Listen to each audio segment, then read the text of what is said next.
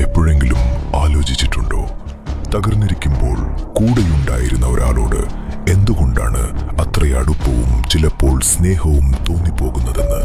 ഇതിനെയാണ് limbic imprinting എന്ന് വിളിക്കുന്നത്.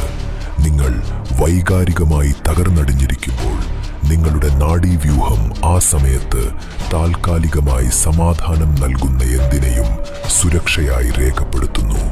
അതുകൊണ്ടാണ് തെറ്റായവരെ പ്രണയിക്കുന്നത്.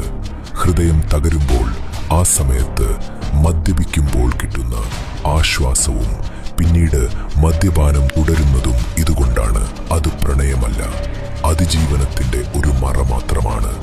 നിങ്ങൾക്ക് സത്യസന്ധമായി ഒരാളോട് ബന്ധപ്പെടണമെന്ന് ആഗ്രഹിക്കുന്നുണ്ടോ?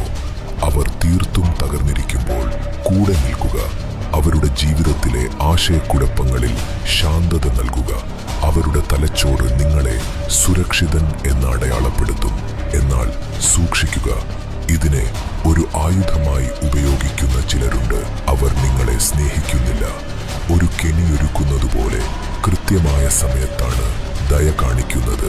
കാരണം തകർന്ന മനുഷ്യർ സ്നേഹത്തെയല്ല, ആശ്വാസത്തെയാണ് ആഗ്രഹിക്കുന്നത്. ആശ്വാസം എളുപ്പത്തിൽ കബളിപ്പിച്ച് നൽകാൻ കഴിയുന്ന ഒരു ഘട്ടമാണ് ഇത്.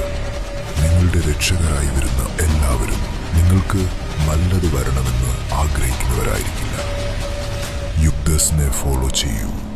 ബോധവാന്മാരും ശക്തരുമായി തീരൂ.